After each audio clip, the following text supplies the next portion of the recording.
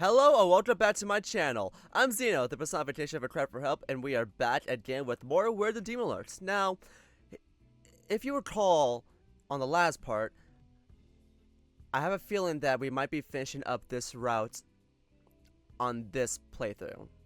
Which means, there's gonna be a blank space on Friday's upload.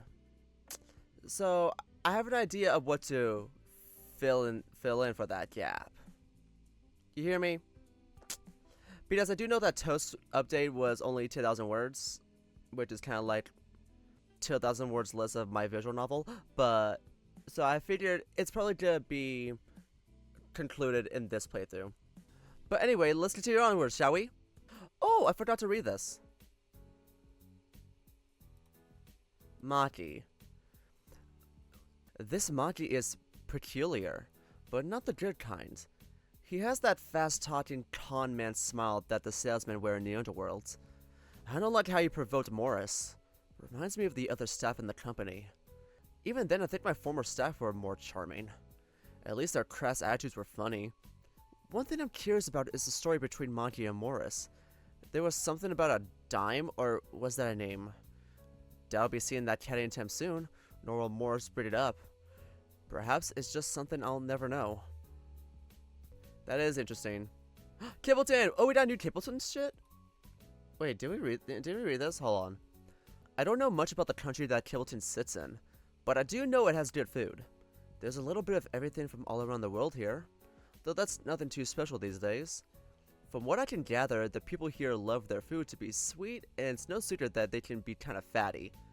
It's said that this nation used to be a farming country, and they relied on their high-calorie foods to give them the energy to work the farms.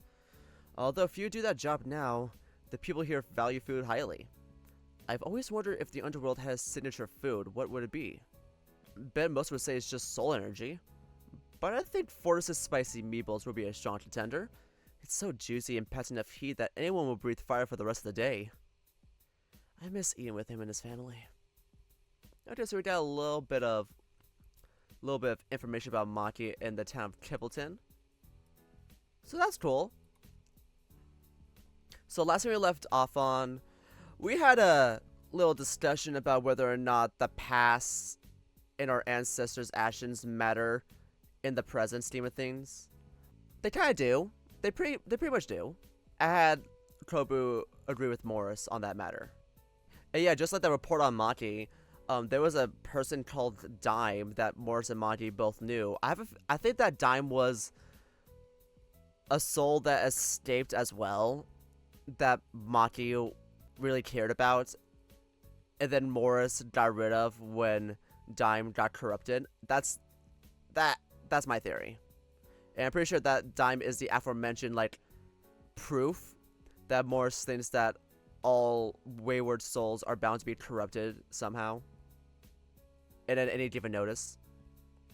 So yeah. Anyway, let's continue onward, shall we? After breakfast, you all pack up and get ready to leave the hotel. On the drive down, your car crosses path with another head into the Inn Hotel. Perhaps some good fortune has returned to their business. Not content with sitting still, Toast has you all join him in a game of I Spy while you make your way past the green paddy fields. Okay, Kobu. I spy with my one eye something yellow. I'm going to guess it's Lucian again. Nah, it's his collar. Excuse you, this is divine gold, hand-forged into a collar by Lord Gary himself. Hate to cut the fun short, but before I send this car back, do we have an update on the plan, Mr. Demon Lord? You sit up right. Right. Now that we have the cash, we just need to apply to join the cult. They're mostly seen around Kibbleton Park. I can drop you there. I'll come along as support. Relax, he'll be safe with me. Toast puts his arm around your shoulder and pulls you in close. No one's gonna mess with my partner. Lucian turns around to leer at him. What experience do you have dealing with a magical cult? Bubkiss, you can do better? Well, no. Lucian, I trust Toast will be fine. Besides, one look at you and the cultists will never leave us alone. The angel turns back to the front. True, I am cursed by my natural charms and good looks. Why must the world be so cruel to the beautiful? He feigns a sniffle and a few crocodile tears. Yeah. Why not take Morris? He is neither too charming nor too hideous to look at. Morris is fucking hot, excuse me, thank you very much. Fuck off with that, Lucian. Morris is fucking hot, although he canonically doesn't bathe for like weeks sometimes. I don't know how to feel about that. I still can't get over in Morris's route where we had to like give him like a sponge bath while he was unconscious, and we only cleaned his upper half and his lower half remained unclean for the rest of that. So I'm just like, okay. No, it has to be toast. If anything happens to us, you both stand a better chance of saving us or carry on the mission. You guys are my only insurance. You worry too much, bro. I'm sure we'll breeze right through this. Now, how we getting in? Just walk up to them and say you want to join. Morris lets out a sarcastic chortle. Good idea. Just like the time I walked up to a family possessed by the spirits of poker players and I said, deal me in. Yeah, that's a long shot. If anything, they'll be more weary of us because we went looking for them. What do we know about the cults? They're obsessed with some leader. They reek of desperation. They prey on the helpless. Yes, the helpless. There's something we can use. You smile as your mind hatches a plan. Lucian catches a glimpse in the rearview mirror. What and up above are you steaming back there? I know exactly how we can convince them we're helpless without needing to prove anything. Toast and I can pose as runaways trying to escape some shitty family with tons of power and influence. Hold up. I don't think I'll be able to remember a complicated cover like that. But it's the plot from an anime I watched. Wait, which anime was it? If someone knows, let me know.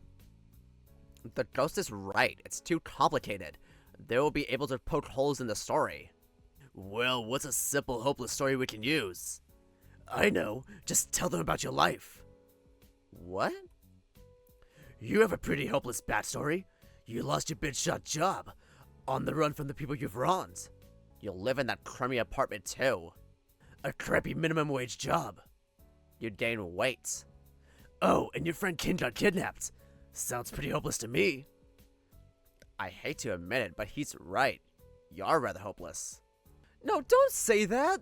Come on, surely my life isn't that terrible? Can't think of anything. No. Nada. Why was he getting clots like that? Damn, y'all, let him breathe! You let out an exasperated groan and sink your face into your hands. Face it, Kobu. You're the definition of hopeless. It's a miracle you haven't fallen prey to our cult already. And that's why we all love you, bud. Toast pulls you in for a hug. This is torture. Your companions break into gentle laughter as they try to lift your spirits during the drive to Kippleton Park. Morris pulls up a stone's throw away from the park entrance. The four of you watch the gate carefully, hidden within a nearby alleyway. You clutch the duffel bag close to your chest. It's heavy with the weight of responsibility. Lucian points out a group of 8 cultists at the gates. They loiter about the area, drinking from the bottles and just chatting with one another. They seem tired. Now's a good chance to approach. You two remember your story? You nod. Yeah, it's basically everything that happened to me and Kane, minus the demon part. I got it. Toast, who sat next to you, proudly points to himself. And I'm Kane's friend too.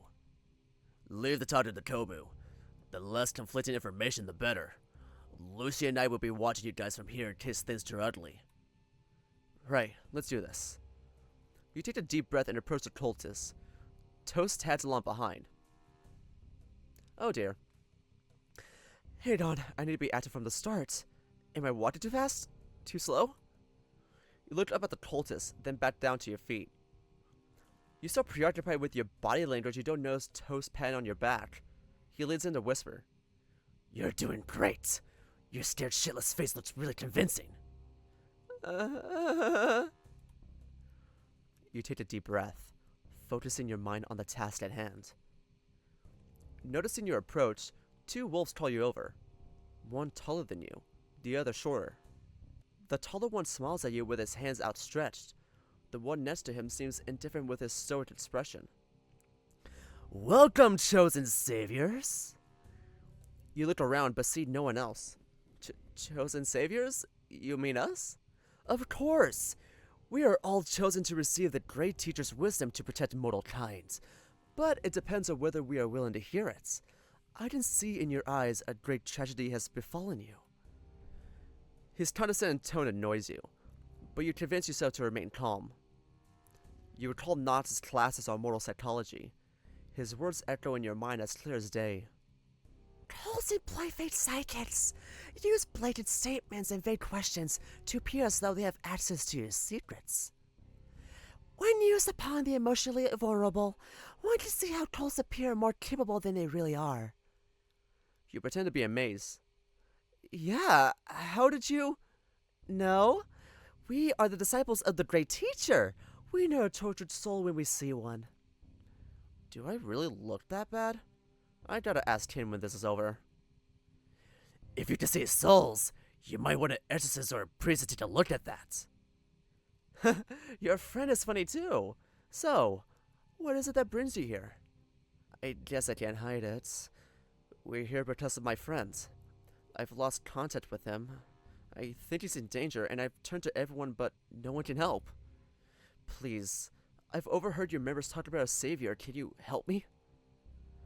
You've come to the right place. First, let us properly introduce ourselves. Your mouth twitches as you smile. I'm Kobu. Toast. Just toast. We are Steve.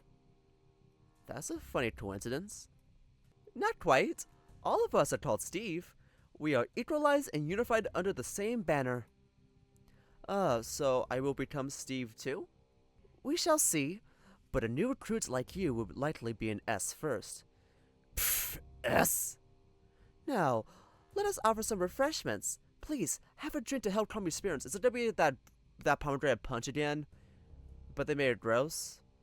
You know, because pomegranates are fucking delicious, and the fact that you guys tainted the true taste of pomegranates with whatever shit you put in that punch, I will never forgive y'all for that.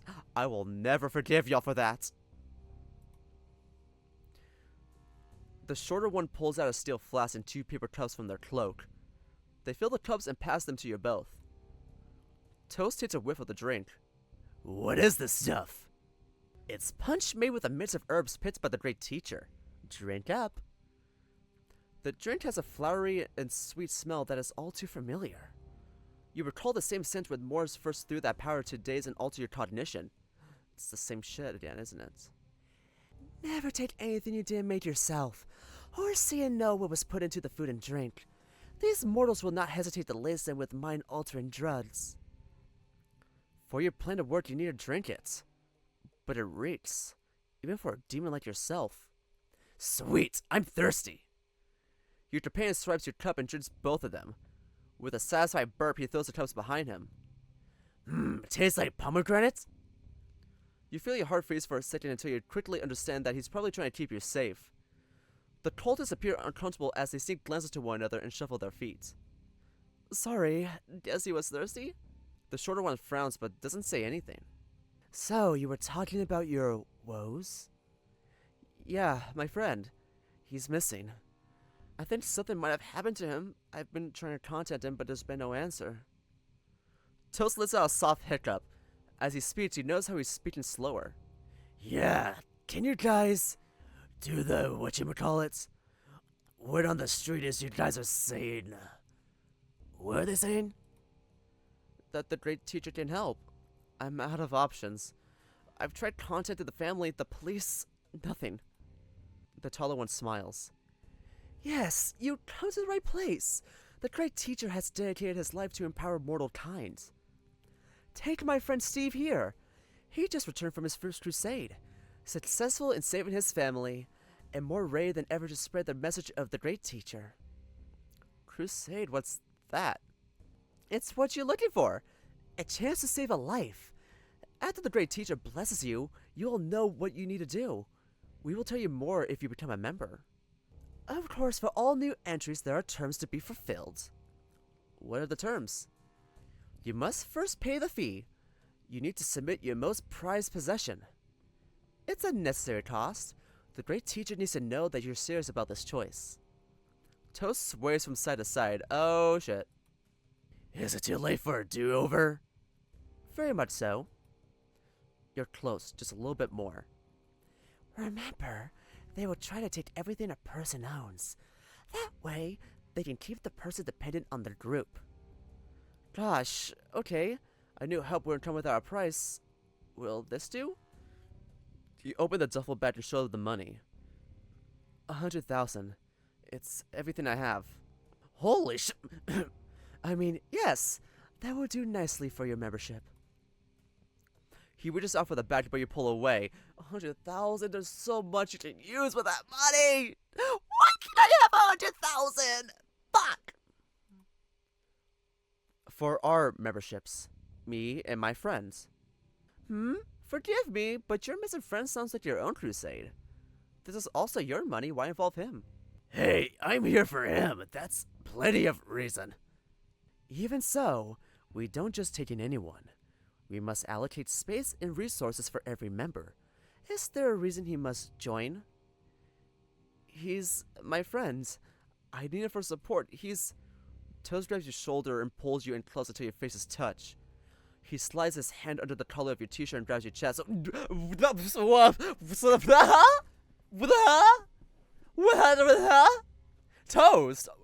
Toes, you did a little bit. Okay. Okay. You whimper. I'm his effing lover. Woo! Let's fucking go. Let's go, honestly. Huh? Oh? Wait, what? What should I do? Is he serious? Is this a joke? Come on, think. Yeah, like I've said, I'm here for him. He's important to me, and where he goes, I go. The cultists look to each other in concern. Right, buddy? He presses his nose close to your neck. The heat of his breath flushes you further. Yeah. Toast turns to the cultist with an intimidating glare. You people got some kind of problem with this? Huh? A problem? No. The cultist waves his hands in defense. He looks to his companion, who shrugs. We welcome all kinds of love. Even our great teacher has had 4 wives from the group. However, we must consult our superiors about this. Wait here. They turn away from you. You notice the tall one takes out a phone to call someone. You take the chance to consult Toast, who's pinned in heavily into your ear. He pulls his hand out of your shirt. Toast, are you okay? I'm burning up, partner. I don't think those drinks agree with me. It'll be okay. He's a ghost and he's already feeling like this? What really was in that drink? You try to listen in on the cultist whispers, but only catch bits and pieces. 2. Yes? Surveillance? The test. Right. Plans changed? Okay. Once done, the 2 cultists face you again. What a glorious day! The great teacher has extended his welcome to both of you! On the condition that you both clear our trials. We have to take a test? It is a test of faith. If you are truly deserving to be one of us, you will pass it. Now, will you hand over your treasure? Wait, this is heaps of money. How do I know I'm not getting tricked here? I want to meet the great teacher to ask about my friend at least. All in due time. The great teacher was the one on the phone who asked us to test you, so please, your patience is appreciated. Now, to put your worries to rest, we will trust you with this. The shorter Steve walks off and comes back holding a red air fryer. Oh, I forgot! They hand out air fryers for new recruits. That was a little, tagline. Like, if you join us, you get a free air fryer. Where are they getting these air fryers? Is that a fancy microwave? Bruh, we didn't get those for cheap at the thrift store. Inside, you will find the invitation to our campsite. Of course, you aren't permitted there until you are summoned. Seriously? We can't go in? Dang it. No, wait, calm down. They're being cautious and hard to get. Can't seem too desperate. We will also need your contact information and address. Okay. Though you hesitate to give anything to them, you have no option but to play along. You hand over the duffel bag stuffed with over 100,000 in exchange for the air fryer. The shorter wolf records toasting your own information into his phone before returning to the other cultists. You try to sneak a peek at what he's doing, but the taller one steps into your view. We'll be in touch. Now, you're welcome to join us in our prayer circle. I think I have to pass. My friend here seems really tired. Toast giggles. That's what you get for drinking so much punch on your first time. Should I be worried about that? No. It's the natural healing power of the herbs. It's balancing his chi while readjusting his spiritual notes in accordance to the natural order of the stars. You blink. Oh, wow. Okay. Thank you. I look forward to hearing from you guys. May the great teacher bless you, fellow brother. You shoulder the toast back into the alley that you originally came from. Lucian reads further down the alley, but he's alone. He spots the both of you before his eyes trail down to the air fryer. Where's... Lucian raises his hand, shakes his head, and points at your cookware. You return a confused look. Your intoxicated friend is having trouble reading the room before squelching out a long burp and shouting. Hey, did someone die? Wait, that's me. Oh no, I was a good guy. I will be remembered. Lucian grabs Toast's snout shut. He raises a finger to his face and mouths to Toast. They might be listening. Who might be listening? Did you forget to write my obituary? You nod in acknowledgement and walk a few meters away. Lucian then takes the machine away from you. You're not entirely sure what he wants to do with it, but you trust he knows something about it. Can we get something to eat? I'm exhausted. You might want to take care of that. Now I'm off. The angel hurries out of the alleyway, leaving you to carry Toast all the way back to the apartment. What was that all about? Oh, is he saying that the cookware might be spyware? Like there might be something in it? After 20 minutes, Toast starts to feel good enough to walk. You look at your phone and note that you have about 3 hours before clocking in for your night shift. While you two are walking back, you can't shake the feeling that you're being watched. You stop and look around. What's wrong? I'm not sure. I keep feeling like someone's watching me. My senses are out of whack from that drink. Do you see anyone? No, that's what worries me. But let's just keep going. You return home accompanied by a sense of unease lingering just behind you. Once back home, Toast sits in front of the coffee table to rest his head. I'll make us something to eat. You head to the kitchen and look through your available ingredients, most of which are just packets of instant noodles. Toast cries out from the living room. Need any help in there? No, I'm good. You picked out the instant spicy curry and start cooking. Checking the fridge, you have only 1 egg and 2 sticks of sausages left. I really need to go grocery shopping. I've put it off ever since the incident. Ken would be upset if he found out.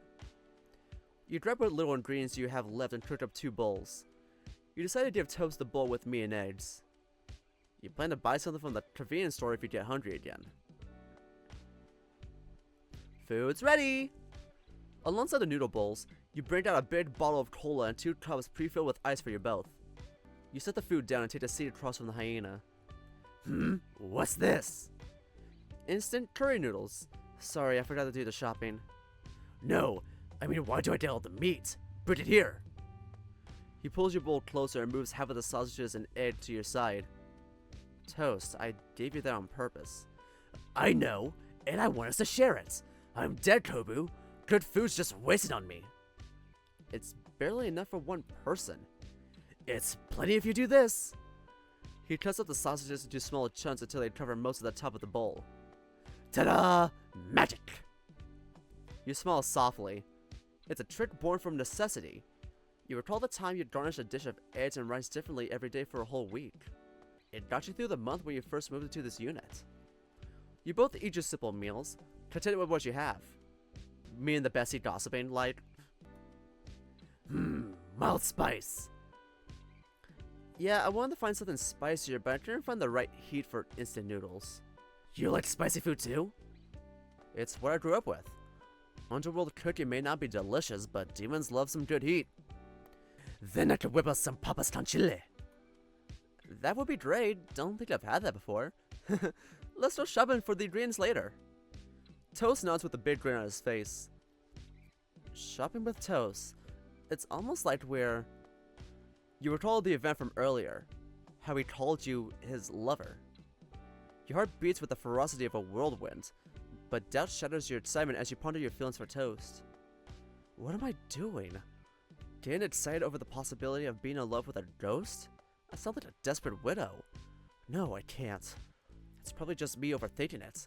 He probably didn't mean it. Hey, Toast? Embarrassed, you keep your head low at your half-empty bowl. Yeah? About earlier, when we were talking to those Steves, you told them we were lovers. You look up, trying to sneak a look at his reaction. Toast continues to smile like he usually does, giving you no hint as to what's going on inside his head. Huh, that! He scratches the back of his head. I think that was the punch talking. Sorry there, buddy. Didn't mean to weird you out. Somehow that stings your heart a little. Yeah, I was shocked back then. Really, now we have to play the part of lovers. Haha, I'm not that bad at catch. Unless, are you not into dudes? I'm a demon. It doesn't matter what form my lovers take. Doesn't matter to you? Pansexual king! That's my pansexual king right there. Toast slurps his noodles. Nah, I mean I have a mug that only a mom could love. And mine left with my dad and never came back. Heavy. Too heavy a topic. You look at your food. The sips of soup are tasteless as your mind wanders about the idea of love. I can't even remember the last time I could say I was in love. Surely I have. I mean, I've met so many people when I was a demon lord. I kiss here, fling there, then I'd just leave. Rinse and repeats. Huh. It's a kind of love. Then what do I feel about him? Looking at the happy-go-lucky hyena, you muster up some courage to ask him what's on your mind. Have you been in love before? Me? Oh, tons of times. There was Mila, Sarah, Mikey, Mateo, then Mikey again. We made love tons of times. You chuckle how similar you two are. Toast, that's making love. It's different from being in love, though both can happen at the same time, and that's the best kind of love. What's the difference? Being in love is, you know, a feeling. Come on, you used to be alive. Haven't you, looked into someone's eyes and felt a burning passion growing? Toast lifts up the rest of his noodles before thinking over your statement. Oh, a bunch of times before our shootouts. No! Romantically! Haven't you ever watched any romance movies? A bunch, but not the ones you're thinking of. He chuckles and bounces his eyebrows up and down twice. I can't believe I'm trying to explain the concept of love to a ghost. We're so screwed when we enter the cult. Well, explain away. Gotta let you know though, I'm a visual learner. Well, this is a safe word vision level, so there's not gonna be any sex hanky panky going on in here. Much to my chagrin. You sigh. Okay, let's give it a shot. If we're going to convince the cult, we gotta at least be able to look at each other lovingly. I'm looking. His gaze invites you to look upon him as well. Good start. Now, think of someone special in your life. Someone who's charmed you. Someone you've maybe not known completely, but you want to get to know them. As you look into his eyes, you notice the depths of his pupils. He has mild bags under his eyes you never noticed before.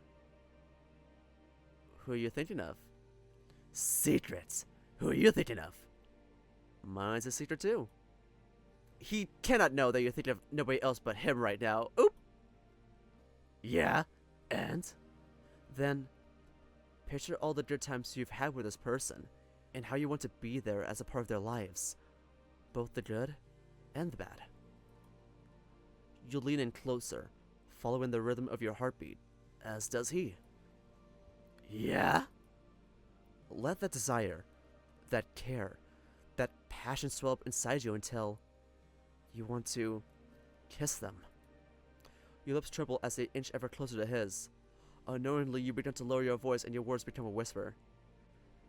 When you imagine that kiss, you see sparks going off like New Year's fireworks. Chispa. You both close your eyes. His warm breath tickles your gentle lips. Then you... Yeah? Damn it! Damn it! Damn it! Damn it! Damn it! Damn it! Damn it! Fuck this. Fuck this so hard. Fuck this so hard. Silence your phones! Do not disturb. I fucking can't stand it. Fuck this. Fuck this so hard. I can't. I can't. I can't. I quit. I quit. I fucking quit. I fucking quit. I fucking quit this. I fucking quit. Fuck off. Fuck off. Fuck off. Fuck off. Fuck off.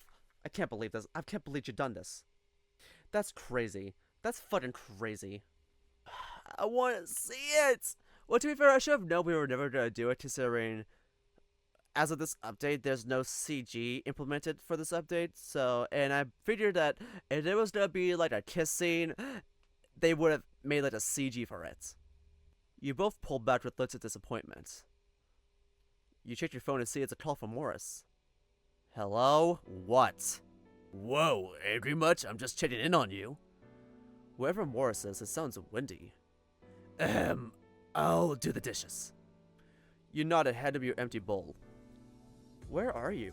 Why is it so windy? I'm right in Lucian! Morris! An utter squanderer of my powers just so he can save money. Time 2, you forget that? Hello? Yeah, I'm writing him to 6 fans for my place. I'm thinking of a carbonara pasta with a margarita pizza on the side. Hey, Lucian, you want anything? Crib was paying. The mention of a real meal makes your stomach growl. Morris, I swear, if this is a call to tell me about your dinner bill, I will... You shoot your fist. Yes, that, and about the cult you just joined. I have news. You listen carefully. I left earlier because I got a call from the receptionist at the Inn Hotel. 3 people in clothes turned up after we checked out. Was told their leader wore a black jacket, while the others carried ancient-looking doohickeys. They came looking for information on why the evil spirit disappeared. Oh, no. You hold your breath. Fortunately, the receptionist kept mum about us. Said it was confidential. You breathe out. Seeing how they were looking for that spirit, I did up some of my contacts and asked about them. Did you find out anything? Right. That cult's been spotted all over the world. A secretive bunch that travel in groups. Doing what? They search for magical artifacts, but are also known to warn people of tragedies that would befall them. The members we talked to mentioned going on a crusade after receiving some blessing from their leader. You think their leader can really see into the future? That's what you gotta find out. Did you forget to tell him about my parts? I'm getting to that. Losing to the air fryer you received from the cult. He was suspicious and disassembled it. Good thing too, there was a listening bud inside. Fuck it, called it! Toast returns from the kitchen and sits down with you. What's this about a bug? You motion to Toast to sit next to you and you turn on speaker mode so he can hear. The devious components start out thanks to the Halo stand feature. I believe the cult intends to spy on you during your initiation period. That's, creepy. A shiver runs down your spine. Your breath feels cold as you look towards the apartment door. Could there be someone here listening in? Noticing, Toast turns to the door and gets up, ready to pounce. You reach out for his hand and shake your head. He sits back down with you. Don't fret. I've cast a field upon the device. It only captures what we wanted to hear. Static and background noise and such. We can't keep it with us, though it is suspicious if they don't hear you. We're bringing it over when you get to work. Not even a day has gone by, and now we have people listening in on us. It gets worse. Notice anything weird since you left those cultists? Like it feels like I'm being watched? Might not be just a feeling. Stay sharp, but that's natural so they don't suspect anything. Keep Toast close to you at all times. I'm going to end the call now, so just go to work like you don't know anything. Lucian, you're going into what? Slow down before you crash land. I can't, your arse is too heavy. Brace for impact! Shiitake mushrooms! The dial tone kicks in and the call ends. Are those two going to be okay? Pretty sure they're fine. You shrug. Man, this is just like that adventure movie. You know, where that treasure-hunted coyote beats up old-timey cults to bring treasures back to the museum. Oh, Indiana Jones! Sounds more like a cheap horror flick. What's this? Your phone buzzes as a message from Mike pops up. You open it. Kobu, Toast got the job. Gonna need you to train him to sign some paperwork.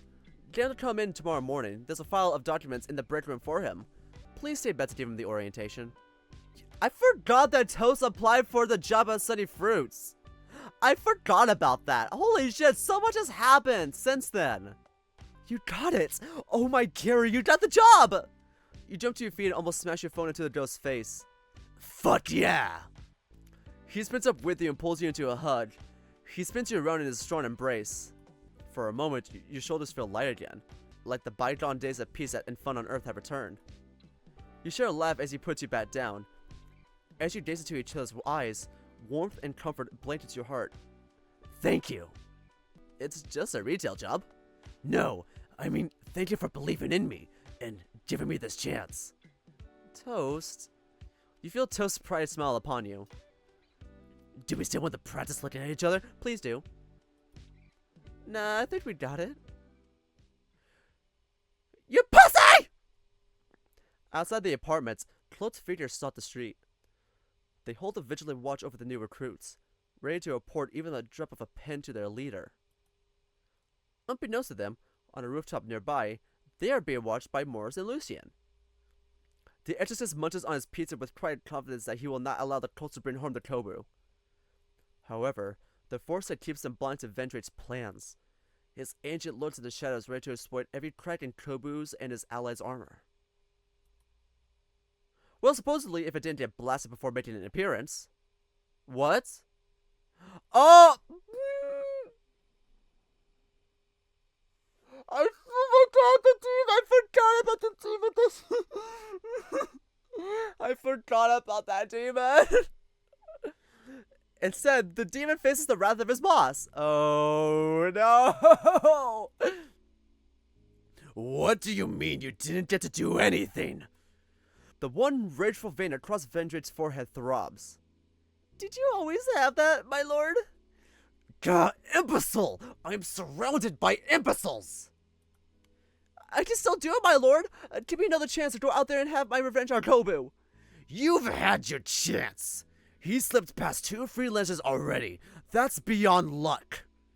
Kobu's allies are a bigger thorn than I anticipated. Do you have any intel on them? Well, I know that what hit me was angelic magic. I wouldn't mistake that for anywhere. That, and when I determined Kobu's location, I just sensed a powerful spirit residing there, as strong as one of the generals. So an angel and a spirit are doing his bidding, or was it something else? Just what are you up to, Kobu? Black smoke shoots out of Vendrate's nostrils. Still, it's no guarantee the spirit will have finished the job. Where is that blasted Nox? He should have given Emir his orders by now. Nox! A portal opens and Nox floats into the room. You yelled, my lord. His calm, collected voice masks the hurried stand he's performing of the situation. A trembling freelancer on the side. Lord Vendrate's face is flushed red.